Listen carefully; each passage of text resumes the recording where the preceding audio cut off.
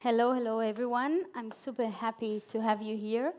We have our audience here. This is the second day of the Azure Berlin, and we have our audience online that we're more than happy to have questions from you through the online platform. So this is one of the funny panel that I have in this conference because I have people that actually they are together building the ecosystem. When we talk about the German tech ecosystem focusing on what we can lead in a global level, we immediately see the connection with the sustainability, the connection with the impact, the importance of inclusion, diversity, having much more diverse team, female founder. I mean, this is part of my DNA, but these are part of the people or the main people that we are working together, that this is walk the talk and not only talking about this. I'm super proud of each one of you, and thank you so much for the efforts of coming here today. Jasper came 6 a.m. all the way from Munich. Jasper Schlump, also from CapaCura.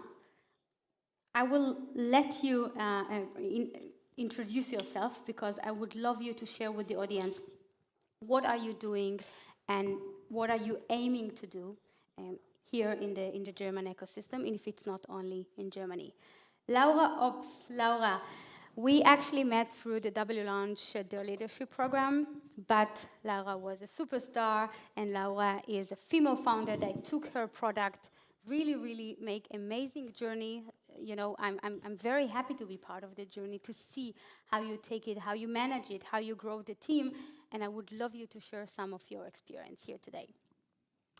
Nick, how can I present you? We met thanks to Jasper in one of the investors' dinner, and the beauty was the genuine that you bring into the VC world and the why you and your partners really took the decision to build a venture capital and to invest here.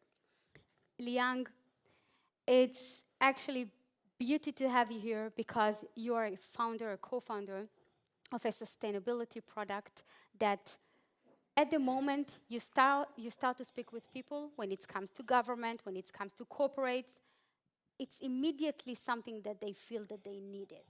They cannot miss it because this is the future and this is what needed. So I hope I presented why you're sitting here today, and from now on, the stage is yours. So maybe, Jasper, you will start. Introduce yourself. Sure. Jasper, I mean, like. Yeah. Should I start? First of all, Marley, it's absolute bliss to be here and finally meet you in person and managing to kind of trick you that I'm actually not coming from Munich, but I just came from Cologne. Oh, okay, and sorry. The train broke down, and for us, it's the same. It's beautiful that we can travel again and see each other in person. My name is Jasper. I'm the head of investor relations from CapaCura. We are not a VC, we are not a crowdfunding platform, but we try to bridge essentially the early stage impact scene in Germany and beyond. CapaCura was founded 2017 with the ambition to bring two big innovations into the ecosystem, which has still been quite dormant. On the one hand, we have developed over quite a few years an AI-based evaluation system to bring more transparency, more speed, and more capital into the early stage impact scene. And on the other hand, we have developed a co-investment model in order to democratize and allow more access for people who want to invest with smaller sums into the ecosystem to again leverage and bring more capital into the highly desperate needed, what we call the valley of death, the phase between pre-seeds and early Series A, where there's a lot of risk and it takes a lot of time to do the due diligence. Essentially, having invested in, I think, soon 15 startups, 5 million euros, and co-invested 2.5 million. And it's great to see so many familiar faces and looking forward to the discussion. And don't be modest, because I know you put also a bar when it comes to female founder, when it comes to diverse team. This is very important to mention because as we always said, like this white male boys club, and we're breaking the club. So these are the white male boys that are actually helping us to break this club. And this is very important to mention, definitely in this panel today. We'll get to this point definitely. Okay. Lara. Yeah, really interesting to hear and curious to learn more about female foundership also. Thanks a lot for the invitation, and Mali for rocking everything around female foundership. So that's also how we met. Mali is leading an awesome group of female founders, like going out and creating impact. So that's really nice. And yeah, I can be here today as the founder and managing director of the Climate Choice. We have been starting as so many in the last year, where so many things shut down, and we didn't want to have the climate crisis to be forgotten. And actually, we also saw exactly the opposite in the industry. So one big corporate after the other was pledging climate goals and to become climate neutral. But yeah, as we all know, most of the emissions come from the supply chain. So if a corporate says they want to be climate neutral in 10 years, 20 years, then it actually means their suppliers have to become climate neutral, and that in a very short time, and with companies that have actually often not even heard from science-based targets or climate ambition goals. So that's what we built the software platform for. We have a sourcing and engagement platform where corporates can understand their own climate performance and the one of their suppliers and help them actually to get into decarbonization actions. And yes, we are not doing CO2 measurement, so we can talk about that. We are actually doing a climate performance score aligned to the international standards of what it means to be climate friendly or acting according to these regulations. So we help companies to understand where they stand and from there take actions. Thank you, Lara. Nick. Cool, Mali. First of all, thanks a lot for inviting me and having me. It's good to see a couple of almost only familiar faces, and yes. Big pleasure to meet you as well here today. So I'm part of Planet A. I co-founded Planet A and was one of the initiators behind the idea. And with Planet A, we're basically trying to build an early-stage venture capital fund, which is investing not only on a schematic of light green and dark green, but on a very data-driven, quantified approach into the right companies, because we are stuck with the belief that early stage capital, as any other capital as well, has responsibility, and the choices that we make today are heavily going to impact our future economy. And so how we do that with Planet A is we take a very science-based approach. So we are not only a team of economists, but we also have scientists on board which conduct so-called life cycle assessments. This might ring a bell for the one or the other, but a life cycle assessment is basically a very holistic overview of all materialistic and energetic balances which are needed to create a certain product or service over its time. And it's also taking into account how does it behave through the lifetime and the end-of-life scenario. So what you end up with is a couple of data points on carbon emitted, you know, what's the amount of water being used for the production, what's the microplastic going into the oceans, yada, yada, yada. And in the end, we do this once.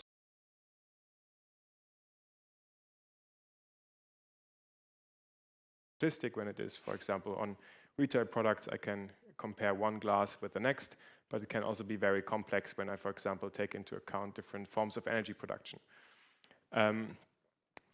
Maybe enough about this at this point, but it's interesting to see what this does to people because, for example, we've invested into one company called Wild Plastic, and Wild Plastic had the results of the life cycle assessment and then approached a big German retailer, presented the results of the life cycle assessment, and suddenly the momentum completely shifted because they were not only able to tell a green story, but they were able to prove their point. They were able to quantify what the company would save if they exchanged their entire plastic or packaging material to Wild Plastic. And we believe that in order to get to an economy which is operating within the planetary boundaries, we, one, have to understand what are these boundaries, and then we can identify the right solutions. And so we believe that we have to have this quantitative approach, make that the new normal, and also that this does not necessarily come at the cost of having a successful company in the old definition. We believe that we have capitalism, which got us here, and we believe that capitalism can also get us out of here. You answered all my questions. Sorry. Thank you, Liang.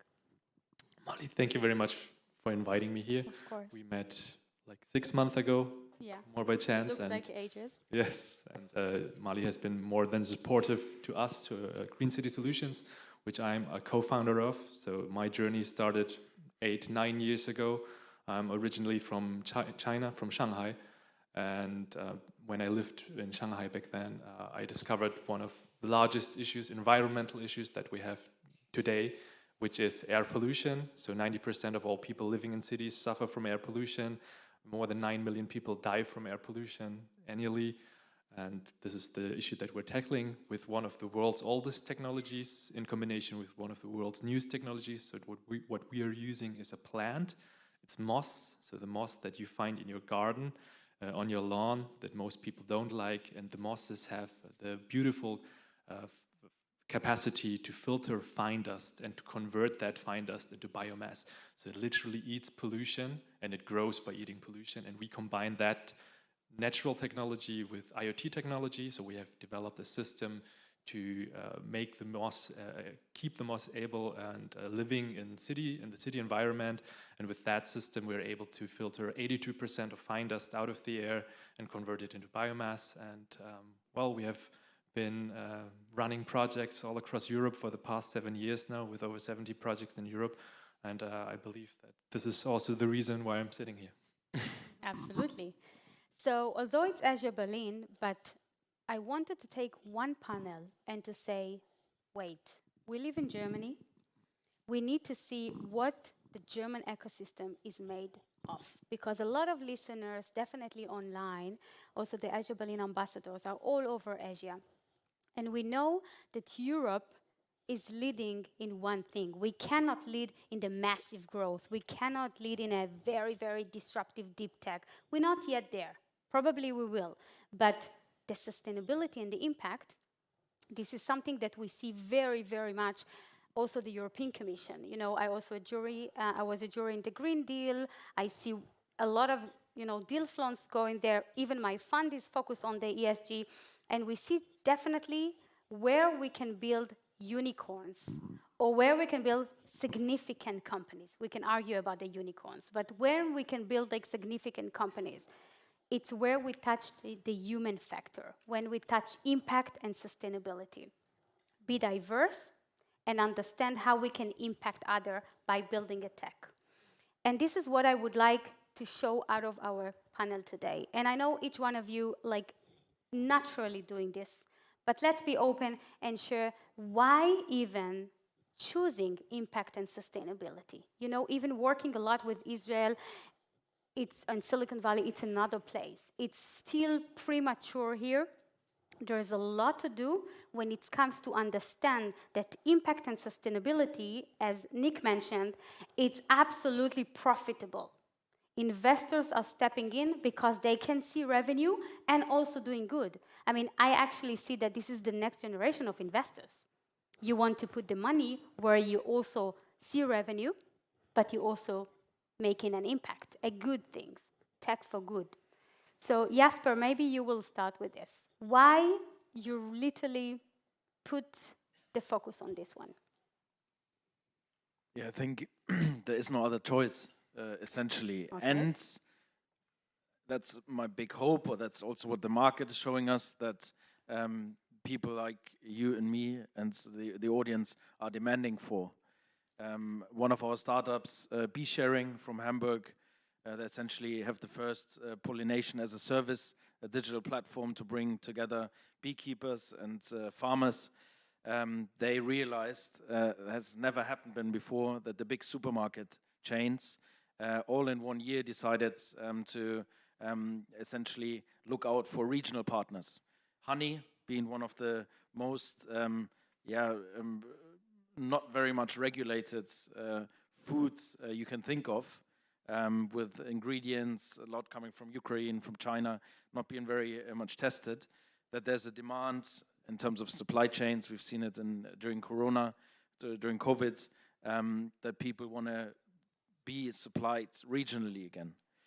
I mean, essentially for me, the realization was, again, climate, or the climate crisis has been around for a long time.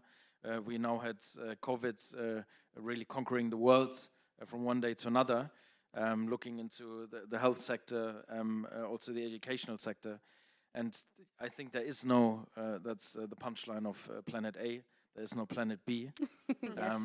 But essentially we totally agree. Maybe Elon Musk will bring us Planet B. But and I think, yeah, at some point, but it will be a very privileged position to then be in. I think two trends give me a lot of hope. The one is that we have a lot of money or real capital being directed into the impact space. We have, over the last 6 months, we had 3, 4, 5 big impact funds, Planet A, World Fund from Tim Schumacher, Revent Ventures popping up. It's only growing, absolutely. Exactly. And on the other hand, what I think you also see, I talked to one of the coordinators of the university systems in Munich, and he essentially said, Jasper, the next generation of entrepreneurs, if you look at all the companies that are being built at the moment, they have as an integral part impact at their core. The why is very important. 80% look at how the teams are properly diverse, that whatever they do, they have the impact at their core. And I think, as you mentioned, that's always my hope. We had the hyper-growth Silicon Valley. It definitely doesn't work, capitalism. We have the Chinese, a bit more state-controlled, I think, dimension. And Europe has a unique change or chance, essentially, to be human, to be sustainable, and to be impact-oriented. And I think that's what we should very much focus on. Fantastic. Laura. Yeah, so from my side, I think it's really now, whenever. When shall we do it, if not now? So like if we look into science, as you said, I mean, like in the year where I was born, 1988, was the IPCC report coming out the first time. So it was like where scientists from all over the world came together to acknowledging climate change is happening. We have to understand the status quo. After that, every 4th, 5th year, we had the status quo update to governments all over the world. And since 2015, we really had this game changer that for the first time, the worldwide community really agreed on one common goal to stay well below 2 degrees and, if possible, to not have a global warming higher than 1.5 degrees. And the moment you really look into these numbers and you not only understand that it's very close, so in 7 years we probably reach 1.5 degrees, but that it's actually after 2 degrees exponentially and irreversible. So that is often the point that's not so much communicated. So humans can't really think about exponential growth. So it's really a tremendous change coming after that, which is normally in the end of the century probably. And then also we will have ticked certain points where we can't go back. So like having that in mind, and I put my studies into that, so I did that in my master's thesis and before to look in all this research, I really understood that I want to be a part of that change. And I think it's not only me, it's a whole life right now of everyone, I guess, younger than 40, so we will live into that new area. And what really gives me hope is that this knowledge is due to the science, but most probably also due to all the young people who have demonstrated in the streets and really gave that energy out. There was a shift in mindsets, and as I entered in the beginning, all the corporates worldwide have now understood this thing, and it's not only because they all want to be super impact-driven right now, but because it really comes with a financial incentive. So we do see that actually the part where we probably wouldn't have thought in the last 10 years that will be the driver, but really the financial sector right now is driving the whole change. You had BlackRock stating that they are not investing in any unsustainable investment, even though that must be proven, and I guess scientific ways are best first. But then to really see nowadays investors not only look for the incentive to invest in something, but then also want to know what is the risk if I invest in a company that's not future-oriented and which is not acknowledging climate change and is maybe totally unprepared and has not transformed. So I think that is really something that we see in the last years, that driven from the financial sector, coming with all the new regulations from the EU, from the Green New Deal, the EU taxonomy, the non-financial disclosure agreements and so on, that corporates now really look into where do I stand today, how do I reach these goals that are coming up, and how can I decrease risk, reduce costs, and on the other hand, really win a new market for me and position as a climate champion. And that is kind of what we have as our mission, to enable every company to become a climate champion and give them the tools, because I think everyone knows we have to, and now it's more to talk about how do we reach it and to enable and empower. We focus on companies because there's a lot of impact to do that change and to have the data-driven approach to really do it and take buying decision and budget decisions to allocate money there where they can decrease CO2 emissions. This is perfect, and I want to elaborate on that after this round, because isn't that not anymore for PR? Because that was the beginning, that disease, you know? They talked about this, they never did anything. You didn't see it as an execution. Yeah. Nick. So impact to me is a slide I've seen by McKinsey, which is demonstrating what would happen in a 5-degree warmer world, which is given quite a lot. What it shows is a red belt around the equator, and then 2 yellow belts northwards and southbound. And this is basically, the red belt is where people simply die if they live there. The yellow one is where it's deserted, like in the Sahara at the moment. The red belt reaches until around mid of Morocco. The yellow belt reaches higher than current Berlin. And I absolutely want to avoid to live in an economy or in a society where the political consensus is driven by the implications of that slide. And this is, I think, what we as human society struggle quite a lot with. Climate change isn't binary. It's not a switch which is simply flicked on. It's something happening gradually, and these belts, they are expanding. And I want to avoid to even have a belt coming up at all. And so this is what I'm driven by, and what I'm very afraid of sometimes. And then there's also a lot of things that give me hope. And I think I want to come back to what Lara said, and also to what you said. Can a sustainable economy be the next biggest export product of the European Union after GDPR? Because with GDPR, what was really interesting is that we, as European Union, while not being the biggest player on the market, we were still able to somehow dictate a couple of conditions. So if you wanted to do business with Europe, you had to comply with GDPR. And something comparable can happen when we're talking sustainability. So for example, we're talking to a lot of corporates, and they are afraid as hell, because when they are right now opting in to apply for an RFP, a request for proposal, they sometimes have to put a cross into a little box which says, I'm going to produce completely carbon neutral until 2030. They have no idea how to do it, but otherwise they are out. Yeah. And so this is what I find really interesting, and I think this is completely outperforming in speed what regulatory measures we have. Nonetheless, I often get asked, should I become vegetarian or should I not fly anymore? And the answer is, you have to do everything. We have to do everything that we have. It's a mindset shift. Yeah, it's a mindset shift, exactly. Like we have to pick the entire toolbox, use it, and even do more. And I think this is really important to understand. Do you feel we can really lead with this? I fully do, and I feel like we also can, but you have to understand incentives. You have incentives already. But I mean, also of the people who are not driven by it. You also have to understand the incentives of people who don't give a damn, and you have to understand how you can align incentives to get them to where you are at the moment. And this is, I think, why it's such a tricky game, because you have so many moving parts.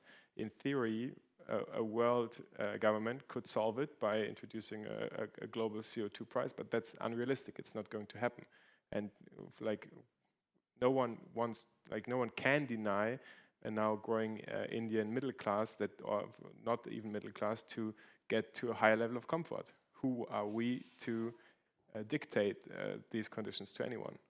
So I think that this is where it's complex, and this is where I believe in the creativity of us humans to overcome it. It's also connected to what Jasper just mentioned, like as an LP, the power is in those that move the needle, have the capital. So as you mentioned, like if you're not doing this, we're not interesting. So you force them to think, apropos mindset, to think different, to fit, to get the reward and to get the investment. Liang. It's hard to add any more information or. Why you went to sustainability? Why you feel that this is your mission? It's for me, it's definitely a personal motivation to work in the field that I'm working in, and I feel that it's a personal responsibility, building on what Nick said, that it's a choice for every one of us to contribute to the large goal of keeping the global climate change down and keeping the temperature down. And when we started 8 years ago, we definitely noticed that in this ecosystem, there was almost no ecosystem. Everything was just beginning, but we met so many like-minded people and companies, for instance, like Lilium, or in Berlin, we know the co-founders of EMI, the e-mobility scooter sharing, and meeting those people and seeing so many young people driven to change the way things have been working, and seen that over the past couple of years that there really was an impact, was a change in how people were viewing things, and that so many young people are going onto the street. That itself was the motivation for me and my team and all of the people that we have met to continue what we have been doing. And also seeing that on a governmental level that real change has been coming, and a lot of policies have been introduced where we also benefit from. I think also my co-speakers as well really motivates me to continue on the path that we have started. That's good. Liang, specifically for you, because you know the ecosystem from both places. Also, this is Azure Berlin, and this is something I don't want to miss in this panel, because do you feel that Germany is the right place to raise this product comparing to China, for example? Because, you're native Chinese as well. It's something that's important to mention. But although at the same time, you focus on Germany, you focus on Europe when you're raising your product. Yes, I definitely feel that Germany, or in a larger sense, Europe, is the right place to be in. I've worked in China, I've worked in the US, and I've seen the ecosystem there. And definitely at some stage, maybe Green City Solutions might have better success in the US, but I don't think it would have been a sustainable success. And in China, well, with the regulations, of course, it might be a big push, it might be a big help, but I think the freedom to do what we're doing, combined with the support, the governmental support, this is what makes Europe special, right? That we don't need to rely on a VC culture to get ideas off the ground. It's a combination of government and investors, largely private investors, that make it possible for ideas like ours to grow. Wow, that's a big message out of here. Also we know that we have great, successful Asian founders that came to Germany to actually build success companies, and this is a big message out of here as well. Thank you. We can speak about this forever, that's for sure. I want to highlight another topic, because we mentioned sustainability and impact, it's doing good, but we are raising a company. We are actually doing a business here. And I want you to share with us, definitely also to other audience, also from Asia here online, regarding the idea of how you get it from the market. Like when you fundraise, you are going to LPs. When you fundraise as a female founder, you go into LPs. When you, Nick, speaking with potential investors, and definitely Liang raising your company, you're going for corporates, you're going for support, you're going for public sector, I would say even Senate, cities. What is the reaction? Is the reaction supporting, or no, it's like an NGO, it's like something that you're doing for, I mean, I want to touch the culture differentiation. If we are there as understanding the impact, the doing good while raising revenue, it's already rooted, or it's something that you always need to fight. Jasper, maybe you will start. I think you still need to justify very often to do both impact and profit. I think there's still German or European culture is rather cautious, is rather risk averse, and thinking of actually when explaining in a first step our businesses or portfolio startups, for many hard to grasp the difference between philanthropy and actually doing business. And then, funnily enough, if you continue the discussion, all of a sudden, and people decide to actually invest as a co-investor or also as a lead investor, then it's business. The money is invested. The philanthropic idea at the beginning has changed into what's actually happening with my business. So all of a sudden, the mindset changes. But I think we're on a very good good route to show that both is possible, to give investors the possibility to focus more on financial return, focus more on impact, have less financial return, but in the essence, build companies. I always, or my hope is that it's kind of a Mittelstand 4.0 in Germany, that we transform the possibilities and also the potential we have in Germany, focusing on in the healthcare sector, in education. But I think we became a bit lazy and had too much of an perspective into the system rather than looking outside. So I'm very optimistic, and the motivation was always there to give investors, and especially new investors, the chance to do a bit more, a more informed decision on where to invest their money, and really help with the trend. And I have the feeling every second of my friends is trading in cryptos and has 3 apps and kind of looking what to do next with the money. And there's always the myth. Sometimes for me it feels like that there's so much money flying around, and you have the gorillas raising 200 million in 4 months. But then on the other side, you see that a lot of impact startups, a lot of female founders, diverse teams who don't speak the classical VC language have a bigger problem to essentially raise money in this valley of death in the beginning, where it's too risky. It takes too much time to do the due diligence, and that's exactly where we try to bring a new spirit and a new profession as well to the table. I want to jump in for a second, because this is very important to say. Also, as VCs, it's like a startup, you know? It's not like you approach VC, it's like raising another startup. You convince people that you are the person that can select the best investment for them. So this is a big message also for our founders listener here. But Jasper, you also mentioned like female founder, and for me it's like click, you know? Female founders are not less, you know? They just pitch it in a different way because they're very careful or very focused on why they're doing this, you know? Where is the impact of why I need to raise this company? And I think it's on us.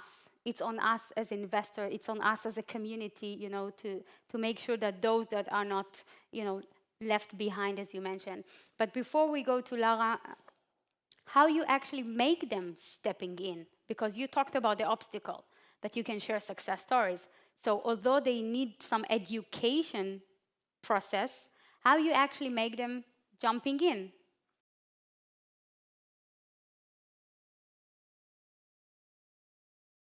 The group, but also I think it's the forwards, F-Lane incubator to really support female founders.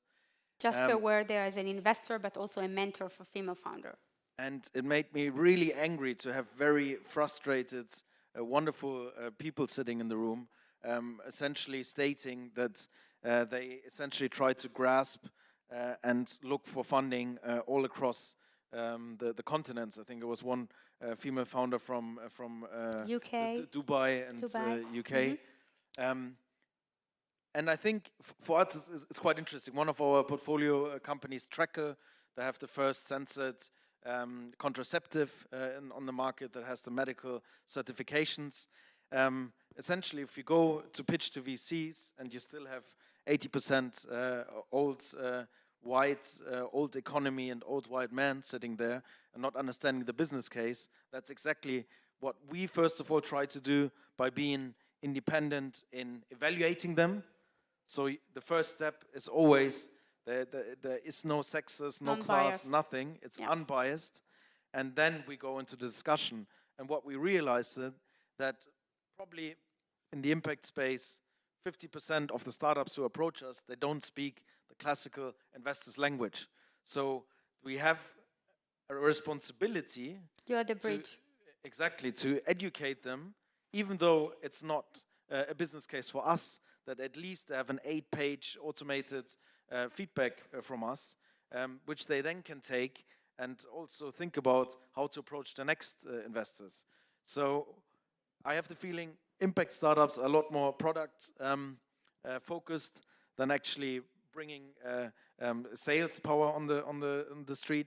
And I think there is, as much as I appreciate the Shark Tank or Höhle der Löwen, but it's a very simplistic picture of actually how things work. Yeah. And as I always told you, when Ingo founded his first company in 2000, he hated this kind of pitch structure that you had to kind of convince and sometimes be bold or being even telling stories, being a good storyteller and not being clear with the facts.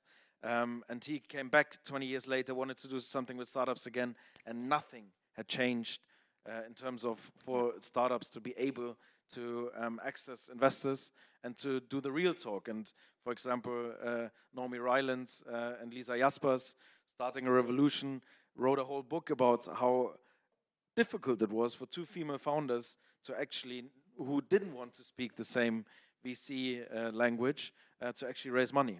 So that's where we try to really bring this educational aspect into the whole lifeline in order to support all founders. Lara, can you second that, or like we will fight it? No. Yeah, I mean, like we went now very specifically in one topic. Your question was like, how do people react nowadays to sustainability? And like female foundership is maybe then one topic. Like so not only people, like people that actually you ask for money. Exactly. You know? It's like they need to trust you. Exactly, but maybe I can then share another story. So for me, it's the customers. So like really, what is the market right now demanding, and how are they approaching the whole topic? So for us, which means you say, let's go to the market, and then the investors will come. That's right now the way okay, we try to go. That's a very good tip. So, so I mean, like we have bootstrapped us in the first year. We came up with a climate conference to bring everyone together. So we said we don't have the platform yet. We can't provide you the solutions how to go on, but we know these solution providers. We bring them together. We have a conference. We bring also all the corporates that are just setting right now science-based targets, which means we had Vattenfall, ThyssenKrupp, Audi, but also Patagonia and Gerolsteiner or Greenpeace Energy, so people who are going more the traditional pioneering way, I would say. But then, yeah, they are from the companies talking with them and now offering also our software solution and data analysis. We really see that especially in that field of climate, which is probably like a smaller bubble in the whole sustainability field, where then when you go to social impact, it's getting often very broad maybe and hard to understand. But right now, the climate topic is so on top of everything that it is very, very interesting for us to have these conversations. So I'm now since 10 years in this field, and yes, in the last 5 years still, you spend 80% of the conversation talking about if climate change is happening. Yeah. And now you have a half an hour call. I just jumped out of one and people just cut through it and say, They get that. okay, can we see the demo? Like that's really, you exactly say what we are working on. Like we really want to see how you solve it. You don't need to give me the whole pitch. I know the problem is exactly my problem. I'm talking to thousands of suppliers now. They all need to transform. No one knows how. What I'm getting from them is a pledge. I know they said they are climate neutral, but what does it mean? We have the examples of Microsoft, who's working across Europe with a big energy provider to work on the first step to have all of their suppliers using 100% renewable energy. And there we are right now seeing quite a huge demand from basically all bigger companies that are talking and working on that topic for long and now really want to see actions. And that also triples down kind of to the Mittelstand, so SME companies. We have 3 million in the DACH region alone. And they all now need to fill out exactly, I think you said that, ticking this box of, okay, if I want to work together with Nestle, Procter & Gamble, you name it, all of them in the automotive industry, chemical industry, everywhere, it's really getting radical, so to say. They all have to tick, I'm going to provide it in climate neutral in 10 years. And they all don't know how. So it really needs, and that's what we are working on, like to bring the data-driven analysis. This is where you stand, and not only to have a top-down approach, but really connect them then to the solutions and the steps to take so that they can benchmark and show they are improving and then still stay these preferred suppliers or the prepared business partners, because they want to have the investors, they want to have their customers still buying from them. And actually right now in the market, I have the feeling like it's very much leading also all the conversations. So investors are following it because they see there are huge potentials coming. And it's very, very much what we get as an answer actually driven by every single employee.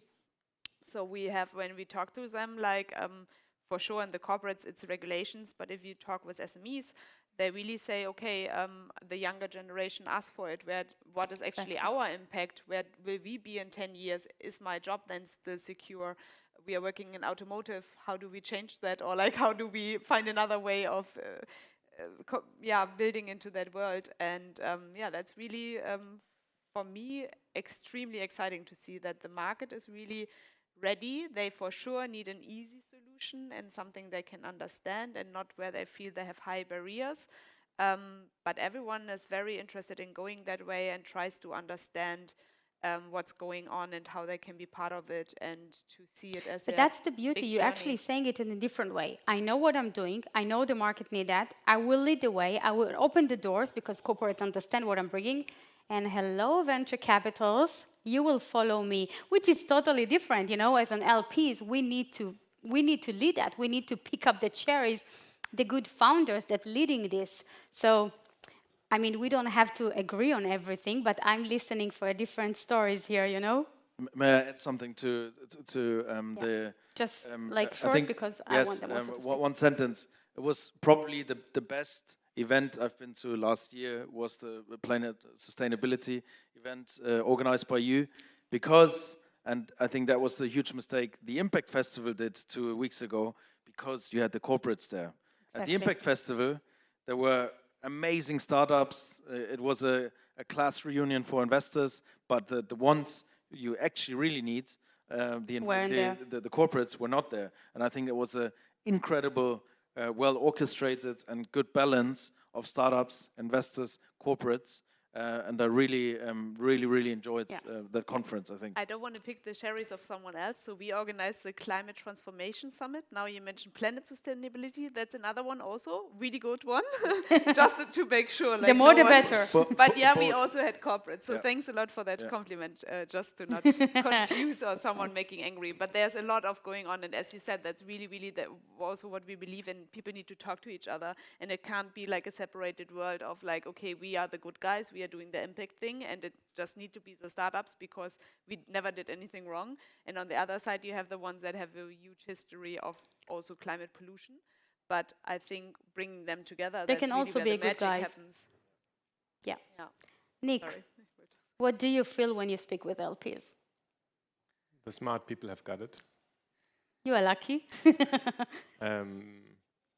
I think so. What needs to happen now is that they need, for example, within insurers, there is departments over departments, and the departments we talk to, which is not CSR anymore, they understand it, and it's hard to not understand it. Regulatory change, changing customer behavior, exactly what you said, purpose-driven Generation Z coming into the market, looking for actually doing the difference. So it's really pinpointed towards funding the sustainable economy, and now it's really about informing the other departments about the trend.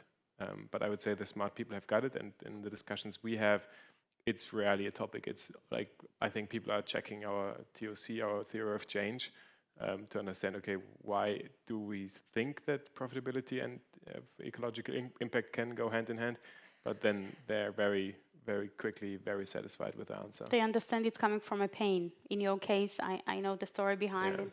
It's very genuine. Yeah, I mean, I think the insurers know it best. There is this really tragic example which recently happened in Western Germany with the flooding. This is the core competence of insurers and reinsurers, and so they have the actual data at hand. Allianz, the German insurer, they've been heavily investing into this since a long time, as they have more data than anybody else about the actual costs. The German government knows it. So the Ministry for Sustainability, they published a number last year in July that they estimate that per ton of CO2 emitted, the total costs will be 640 euros. So the people start to understand it, and yeah, let's see where this leaves us off with. So you're optimistic, like Jasper. I'm the future is here. Yeah, I'm fairly optimistic. I think now it's really about people are still trying to cover their butts, because so I think they have a certain capacity of their decision-making tank, of their decision-making reservoir, which is allocated to taking a bit more bold bets. Yeah. Because this is characteristic to each and every single person. And I think they are now spending it on sustainability, but there is, it's in investing world, you call it a lone wolf. Once you've burned your fingers with a certain phenomena, and some people burned their fingers in the first clean tech bubble, which also was highly profitable. But it's a topic where they now need to regain confidence, because everything points towards that direction, but there is not that much evidence. So the startups which arose in the past 3 years, there was very little realized profits in that sense. More success stories. Yeah, more success stories, exactly. Liang, I mean, I'm looking at the time, and of course I can speak with you about this topic forever, but you have actually success stories also with the Berlin Senat, with the Deutsche Telekom for many years already. Can you share with us what was your approach, or how they bring them on, like as a tip also for those that dreaming or already building sustainable product?